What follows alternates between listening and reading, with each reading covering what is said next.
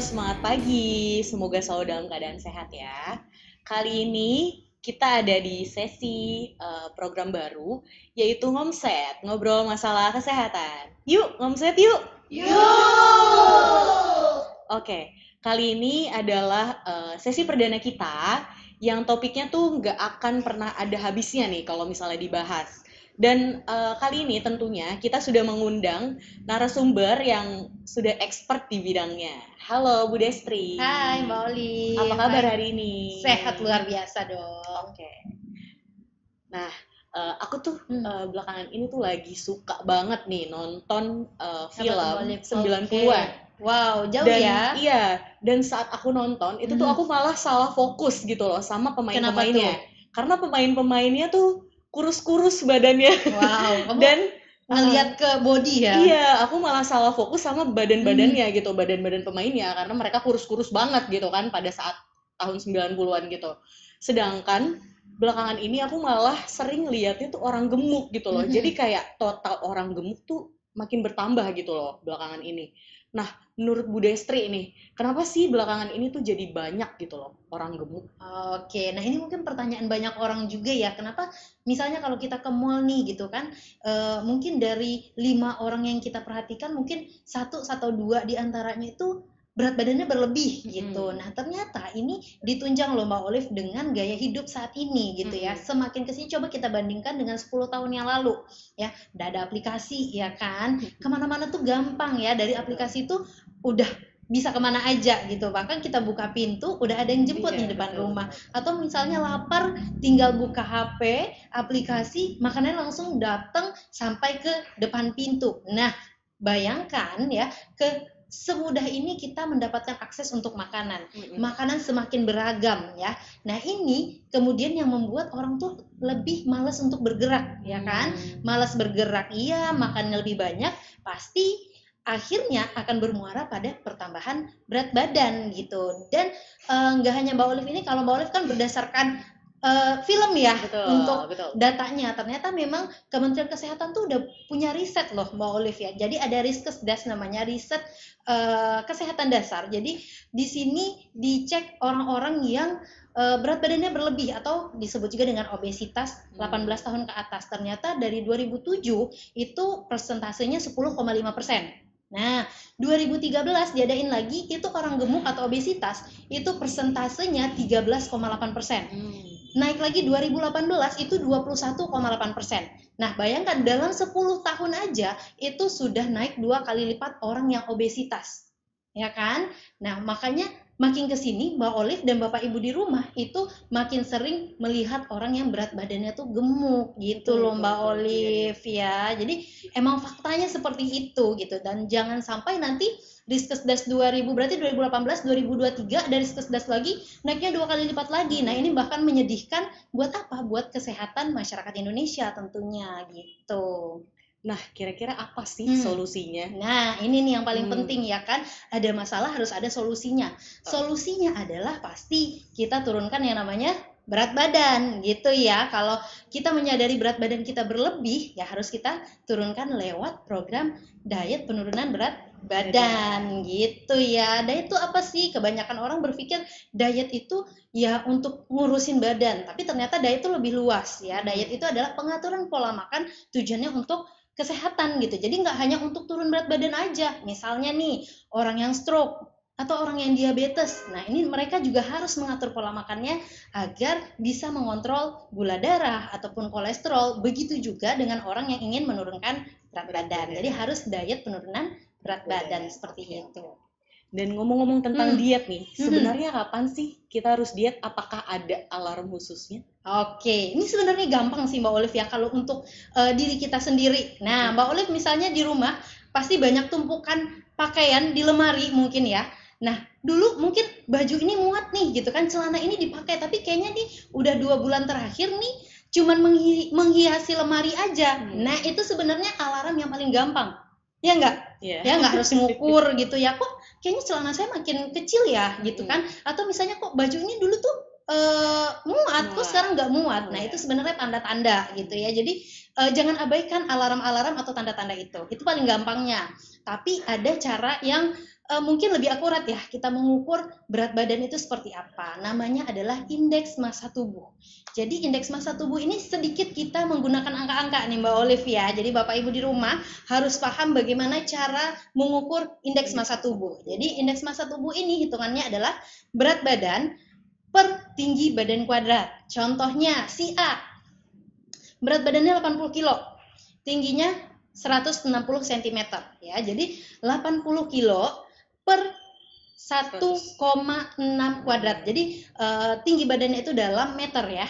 Jadi nanti hasilnya berapa? Kita balikan lagi ke klasifikasinya ya. Klasifikasi untuk Asia itu sekarang orang obesitas, kalau angka IMT tadi setelah dibagi ya Mbak Olive ya, berat badan per tinggi badan kuadrat itu di atas 25. Jadi itu kategorinya sudah obesitas. Artinya harus diet penurunan berat badan. Nah, normalnya berapa? Normalnya itu 18,5 sampai 22,9. Jadi kalau di atas 23 artinya itu udah ada kelebihan berat badan atau kita kenal dengan overweight gitu. Nah, ini udah alarm nih. Jangan sampai terus makan nggak olahraga. Akhirnya nanti akan sampai ke IMT 25 yang akan lebih sulit untuk penurunan berat badan gitu. Nah, itu alarmnya ya.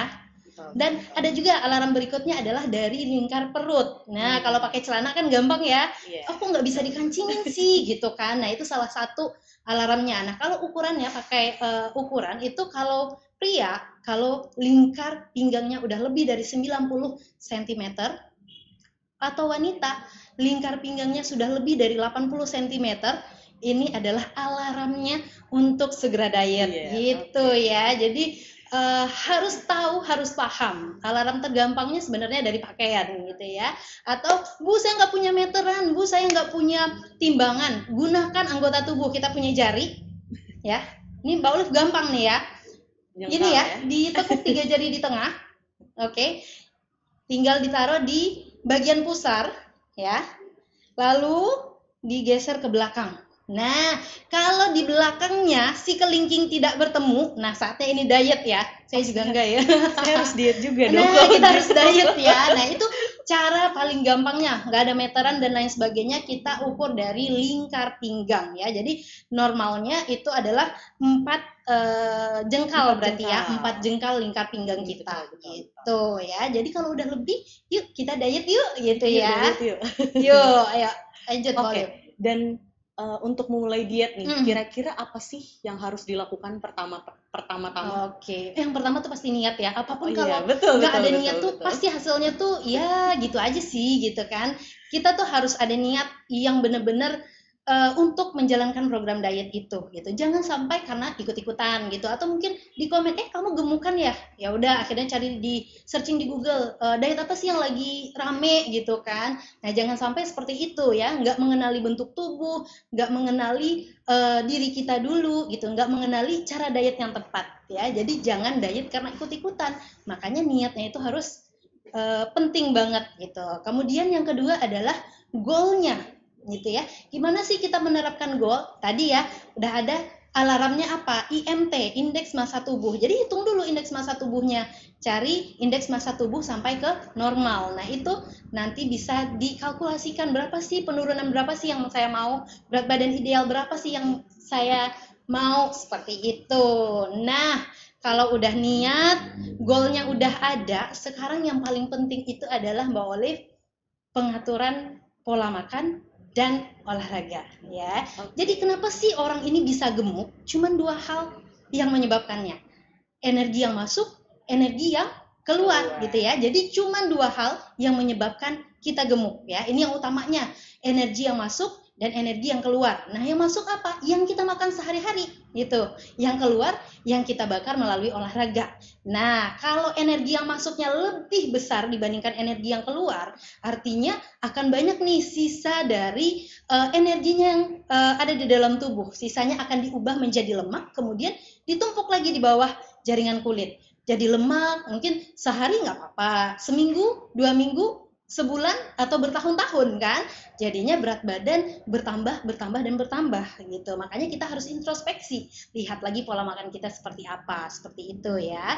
Kemudian olahraga itu juga harus banget penting ya, karena eh, pengaturan pola makan aja tanpa kita memperhatikan aktivitas fisiknya juga nggak bagus. Kenapa seperti itu? Ketika kita turun berat badan, yang terjadi itu pembakaran di dalam tubuh kita itu bertahap, nggak langsung lemak loh yang dibakar. Yang pertama itu kalau kita kurangi makanan, yang dibakar tuh glikogen. Nah, glikogen ini kan karbohidrat ya. Itu ya, karbohidrat dia mengikat air, berarti airnya dulu dikeluarin, itu ya, itu yang dibakar sebagai energi. Kemudian yang kedua apa? Lemak. Nah, bersama dengan pembakaran lemak ini akan ada pembakaran otot gitu ya. Jadi ketika kita diet, nggak olahraga, ototnya pun juga akan turun. Jadinya ya dietnya itu nggak badannya itu kurang bagus jadinya gitu kan. Nah, yang kita harapkan kan dietnya itu bertahan. Banyak orang yang jadi, Bu, saya udah diet, udah turun 10 kilo. Ketika saya berhenti, tiba-tiba naik lagi. Kenapa? Karena dietnya nggak benar. Diet yang benar itu adalah diet yang membakar lemak diubah menjadi otot, seperti itu. Jadi otot inilah yang nanti akan bertahan, mempertahankan si berat badannya, seperti itu ya. Jadi harus ada seninya nih kita dalam berdiet, seperti itu Mbak Olive. Jadi selain ada niat, harus konsisten juga harus kan ya. Harus konsisten, itu pasti ya. Betul. Nah, ini sih yang paling aku penasaran nih. Kalau misalnya diet, itu tuh akan berpengaruh nggak sih sama social life kita? Oke. Sedangkan social life itu kan nggak jauh dari nongkrong ya kan. Nongkrong kan biasanya ngopi-ngopi, ya kan Mbak? Ngafe ya. Terus habis itu selain ngopi kita juga biasanya makan-makan kue yang manis-manis gitu kan. Kita nggak tahu tuh gulanya berapa banyak gitu kan di dalam kue itu. Terus habis itu nonton. Kalau nonton kan biasanya makan popcorn atau minum-minuman soda yang kita nggak tahu gulanya sebanyak apa, butternya, minyaknya sebanyak apa gitu. Benar. Dan kira-kira itu tuh gimana sih cara ngatasinnya? Oke, nah kebanyakan orang mengikuti lifestyle ya, karena semakin kesini tuh semakin lifestyle-nya tuh semakin berubah ya, mungkin dari 10 tahun yang lalu seperti itu ya. Nah, misalnya social lifestyle itu berpengaruh nggak sih dengan kita program diet? Ya berpengaruh, pasti ada pengaruhnya ya, karena kan mungkin kita akan sedikit membatasi makanan seperti itu. Tetapi sebenarnya ini bisa diakali loh. Misalnya suka ngopi nih Mbak Olive ya, ngafe gitu. Biasa mungkin kopinya cappuccino gitu ya, atau cafe latte atau yang ada gula dan lain sebagainya. Coba ganti ke americano. Ya tetap nongkrongnya tetap ada, social life-nya tetap dapet, tapi mengurangi intake kalori. Seperti itu loh. Jadi social life-nya tetap berjalan, tetapi tidak mengacaukan program diet yang sudah kita susun gitu. Atau mungkin nongkrong di kafe yang biasanya makan cake dan lain sebagainya, ubah jadi salad gitu ya. Jadi dietnya tetap sehat. Nah, atau sebenarnya saya punya produk yang luar biasa nih Mbak Olive dan Bapak Ibu semuanya ya. Karena ketika kita diet tuh kita bingung nggak sih mau pilih makanan apa sih buat cemilan gitu ya kan? Pilih makanan apa sih buat sarapan atau makan malam gitu kan. Nah, kita punya yang namanya HH Multigrain ya. Ini favorit banget sih kalau buat diet ya. Kenapa favorit? Karena memang kombinasinya itu luar biasa, dari kacang-kacangan dan biji-bijian Mbak Olive ya. Dan yang paling penting lagi dia rendah kalori. Jadi satu takaran saji itu hanya 100 kilokalori. Artinya apa? Kalau kita bisa mengganti sarapan kita dengan HH Multigrain atau cemilan kita yang tadi mungkin cake atau popcorn ya. Kalau popcorn kan nggak mungkin makan 1 atau 2 biji ya. Pasti kalorinya banyak banget. Nah, kita ganti dengan HH Multigrain, kita sudah meng-cut banyak sekali kalori. Misalnya nih, yang biasa sarapan pagi, mungkin paling hits tuh sarapan di Indonesia pasti nasi uduk, ya enggak sih? Nasi uduk kan, nasi uduk ada bihun, kemudian ada kentang goreng, semuanya karbo loh, gitu kan? Tambah lagi tempe goreng, tambah lagi minyaknya kan. Satu porsi nasi uduk itu bisa kira-kira 400 sampai 500 kilokalori. Nah, itu baru sarapan aja. Tinggi banget gitu kan. Kalau untuk kita diet, kita harus cut nih kalori yang masuk ke dalam tubuh kita ya. Karena kan tadi kita kenal konsepnya. Ada 2 faktor yang menyebabkan berat badan kita bertambah ya, karena makanannya itu kalorinya lebih tinggi dibandingkan yang kita keluarkan. Maka kita harus cut.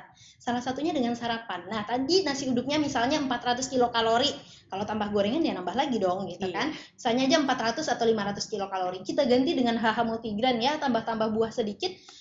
100 kilokalori tambah buahnya mungkin 50 kilokalori.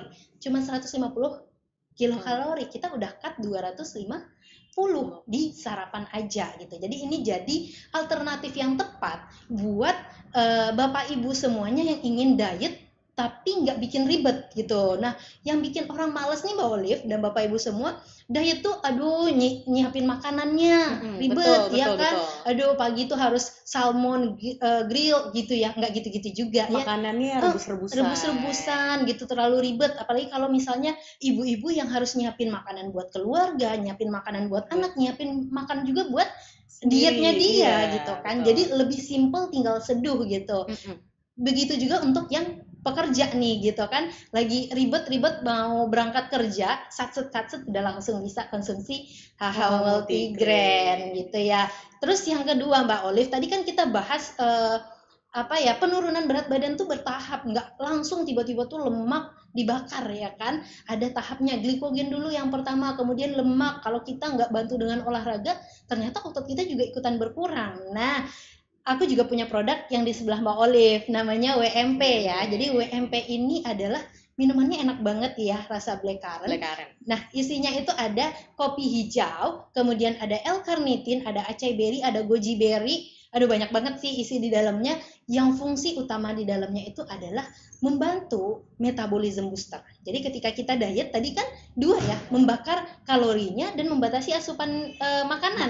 Membatasi asupan makannya dengan HH multigrain, pembakarannya dengan WMP gitu ya. Karena WMP dengan L-carnitin di dalamnya itu membantu membakar lemak diubah jadi otot. Nah itu kan tujuan kita tadi, biar berat badan kita tetap bertahan gitu. Jadi nggak ada efek yoyo gitu. Kalau efek yoyo tuh gimana sih Bu? Jadi udah diet, udah dapat berat badan yang ideal, pas berhenti diet tiba-tiba berat badan naik. Nah ini yang itu sering banget terjadi. Betul, ya. Jangan sampai ini terjadi. Nah ini terjadi kenapa? Karena yang dibakar itu mungkin lemaknya, ototnya pun tidak terbentuk seperti itu. Jadi dietlah dengan benar, yaitu lemaknya dibakar tapi cadangan ototnya makin bertambah gitu ya. Karena otot ini yang akan nanti menjaga berat badan kita tetap stabil seperti itu. Nah, untuk aturan minumnya nih, untuk HH dan WMP, itu kan kita kalau misalnya diet ada makan, terus habis itu ada cemilan.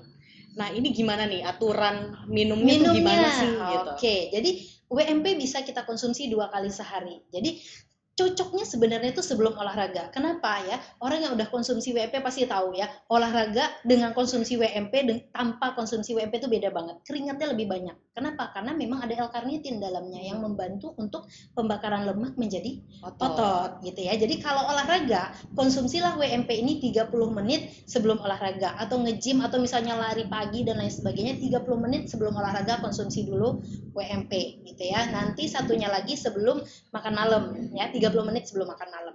Nah, HH-nya itu bisa diganti sebagai pengganti makan pagi, sarapan, atau malam kalau lapar. Jadi jangan berlapar-lapar justru ketika kita diet itu gitu ya. Banyak orang, aduh aku tahan lapar aja deh biar berat badannya turun. Ternyata salah gitu ya.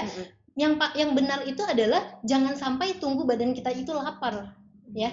Jadi biarkan saluran cerna kita itu tetap mencerna makanan. Artinya ini akan membantu menjaga metabolisme kita tetap baik gitu ya. Jadi HH bisa konsumsi 2 kali sehari, WMP-nya juga 2 kali sehari. Jadi idealnya itu kalau misalnya WMP diminum itu sebelum olahraga, 30 menit sebelum olahraga ya. Dan untuk HH itu kita minum setiap pagi hari atau malam hari ya. Betul. Jadi bisa jadi meal replacement justru ya. Jadi pengganti sarapan atau pengganti makan malam. Makan siangnya boleh normal nggak? Boleh gitu ya. Bukan berarti kalau diet itu kita nggak boleh makan enak. Salah banget gitu ya. Boleh makan enak, tapi kita harus pahami bahwa kalori yang masuk itu harus kita batasi seperti itu ya. Makan siang bisa seperti biasa ya, karena kan sarapannya udah dipotong ya dengan HH multigrain gitu. Malamnya juga udah dipotong dengan HH multigrain. Jadi perlu pembatasan kalori aja nih ya. Walaupun kita diet tetap bisa makan enak. Bener. Mungkin kita nanti ada sesi lagi mungkin kalori seperti apa ya. Nah, oke. Selanjutnya nih, kalau misalnya kita udah diet dan secara konsisten gitu kan, kita udah menjalankan diet, habis itu kita udah olahraga, itu tuh kira-kira ada kemungkinan gak sih kalau misalnya berat badan kita tuh tetap nggak bisa turun gitu loh? Oke, ada banget ya, ada banget. Jadi dalam kita program diet, mungkin kita netapin goal 3 bulan, nggak berarti misalnya setiap minggu turun, itu kan ekspektasi kita, tapi kenyataannya memang akan naik turun gitu ya. Mungkin di minggu pertama turun, minggu kedua turun, minggu ketiga tiba-tiba naik. atau misalnya setelah 1 bulan kok berat badannya segitu aja. Nah, ini dikenal dengan fase plateau ya di dalam diet gitu ya. Jadi fase ini fase di mana berat badan tuh udah nggak mau turun lagi, padahal pola makannya udah diatur, olahraga juga. Ini kenapa? Karena mungkin si sistem tubuh kita sudah mengenali cara diet kita. Atau yang kedua adalah kalori yang masuk sama dengan kalori yang keluar. Artinya makanan kita itu udah sama dengan aktivitas fisik. Jadi harus ada dirubah sedikit ya, diperbaiki. Atau pada beberapa orang ada dia yang terjebak balik lagi nih ke pola makan sebelum diet. Nah, kadang kurang menyadari gitu ya. Oh enggak kok Bu, pola makan saya bener gitu, udah saya atur. Tapi ternyata kalau diintip satu persatu, oh ternyata cemilannya nih yang jadi masalah gitu ya. Mungkin kelihatannya kecil, makan keripik gitu ya. Tapi kita tahu kan keripik itu digoreng, kalorinya jauh lebih besar. Atau misalnya enggak kok saya makan gorengan aja gitu, enggak makan nasi. Ternyata makan gorengannya 3. Ingat, satu gorengan aja bisa sampai 150 kalori ya. Apalagi kalau minyaknya yang masih baru diangkat gitu kan, minyaknya banyak banget, kalorinya lebih besar lagi gitu kan. Makanan gorengan juga nggak cukup 1 gitu kan. Jadi kadang 3 gorengan aja kita udah kayak makan 1 bungkus nasi padang mungkin kan. Nah, ini yang perlu kita perhatikan. Jadi perbaiki lagi, cek lagi dari pola makannya seperti itu, cek lagi olahraganya. Kemudian bisa jadi memang ada fase stresnya gitu ya. Kadang stres ini juga berpengaruh untuk proses penurunan berat badan. Ngaruhnya kemana? Ada hormon yang mempengaruhi proses penurunan berat badan kita. Apa? Hormon insulin ya, itu kan bagus buat gula darah ya. Kemudian ada hormon grelin, ada hormon leptin. Grelin dan leptin apa sih? Ini penting banget ya dalam proses diet. Jadi si grelin ini dia kasih sinyal lapar. Nah, kalau kita lagi lapar, si grelin ini akan naik, lapar gitu kan. Kita isi makanan. Jadi kalau kita udah kenyang, si leptinnya keluar, si leptinnya yang meningkat. Artinya dia kasih sinyal kenyang. Nah, kalau kita stres, pola tidurnya juga buruk, yang terjadi adalah si leptin ini nggak sensitif. Harusnya lagi makan, dia udah kasih sinyal kenyang ya, dia lama keluarnya. Artinya kita kayak orang rakus loh, makan terus nggak kenyang-kenyang. Nah, ini pentingnya mengatur manajemen stres dan kemudian juga pola tidur yang cukup ya. Jadi agar hormon-hormon yang berfungsi untuk proses penurunan berat badan kita itu juga produksinya baik gitu ya. Jadi jangan abaikan misalnya saya begadang aja gitu, ternyata juga nggak bagus gitu ya. Jadi istirahat yang cukup, kurangi stres untuk membantu proses penurunan berat badan gitu. Oke, terima kasih Bu Destri atas jawaban-jawabannya. Kali ini kita akan beralih ke sesi mitos atau fakta. Ini ada sesi baru nih ya. Betul. Kita ada sesi mitos atau fakta. Ini buat saya? Iya, betul. Oke, gimana nih cara mainnya? Nanti saya kasih pertanyaan, pernyataan. Jadi nanti tinggal Bu Destri bilang kalau misalnya itu mitos atau fakta. Oh, saya tinggal ngangkat papan ya? Iya, betul. Mitos atau fakta? Oke. Pernyataan yang pertama. Hindari karbohidrat karena menyebabkan kenaikan berat badan. Itu mitos atau fakta? Mitos atau fakta ya? Mitos ya. Oke, gimana nih penjelasannya? Kenapa sih orang itu banyak menyalahkan karbohidrat nggak sih dalam diet? Betul. Oh iya, saya banyakkan makan karbonya, saya harus diet nggak makan karbo sama sekali. Ternyata salah besar ya. Dalam dunia gizi itu kayak haram hukumnya menghilangkan salah satu zat gizi dari makanan sehari-hari kita. Karbohidrat itu zat gizi loh, zat gizi makro ya, yang dibutuhkan untuk tubuh kita sebagai penghasil energi gitu ya. Caranya adalah kurangi aja porsinya gitu. Jadi jangan menghilangkan karbohidrat sama sekali. Dia nggak salah apa-apa ya si karbohidrat ini. Yang salah adalah dari jumlah kita mengkonsumsi gitu. Dan kemudian karbohidrat ini jenisnya juga banyak. Ada karbohidrat sederhana, ada yang kompleks. Yang perlu kita hindari adalah yang sederhana. Contohnya apa? Gula, sirup gitu kan. Nah, ini atau cake itu kan diolahnya banyakkan karbohidrat sederhananya ya, atau minuman kekinian mungkin ya yang boba lah, atau mungkin kopi yang ada teh manis dan lain sebagainya yang ada gula pemanis yang karbohidratnya itu cepat dicerna tubuh. Nah, karbohidrat yang mana sih yang boleh saat diet? Karbohidrat kompleks. Nah, ini karbohidrat kompleks loh Mbak Olive ya. Karbohidrat kompleks ini adalah karbohidrat yang dilepasnya tuh secara perlahan-lahan gitu ya ke dalam aliran darah kita. Jadi glukosanya ini nggak langsung dilepas. Nah, ini sangat bagus sebenarnya untuk tubuh kita. Nah, kenapa sih karbohidrat ini nggak boleh kita abaikan? Ingat, ada sistem saraf kita ya di tubuh kita ini yang memang kerjanya itu harus dapat energi dari karbohidrat. Contohnya otak ya. Coba deh, jangan makan karbohidrat sehari, pasti otaknya itu rada lemot gitu ya. Nah, kenapa? Karena kurang energi dari karbohidrat. Jadi otak kita cuma bisa bekerja dengan energi yang dihasilkan oleh karbohidrat. Jadi jangan sampai menghilangkan sama sekali karbohidrat dari makanan kita. Gitu. Oke. Next. Sekarang pernyataan yang kedua. Minum air dingin bikin gemuk. Mitos atau fakta? Oke, yang suka minum air dingin, saya termasuk suka air dingin. Aman ya, ini mitos gitu ya. Jadi boleh nggak sih saat diet saya minum air dingin? Boleh, nggak ada masalah ya. Tapi catatannya adalah air dingin benar-benar air mineral gitu ya. Kenapa menjadi masalah biasanya pada orang-orang? Karena air dingin yang biasanya itu enaknya dikonsumsi kalau bareng sirup, ya enggak? Ya kan? Barengan yang manis-manis, itu baru enak minum air dingin. Kalau air putih aja tuh biasanya kurang, ya enggak? Es teh manis, sirup, nah itu baru yang nggak boleh saat kita program diet. Kalau air putih biasa aja tuh boleh, gitu ya, yang dingin. Karena hanya 0 kalori, 0 karbohidrat, 0 lemak, 0 juga proteinnya. Jadi nggak ada masalah.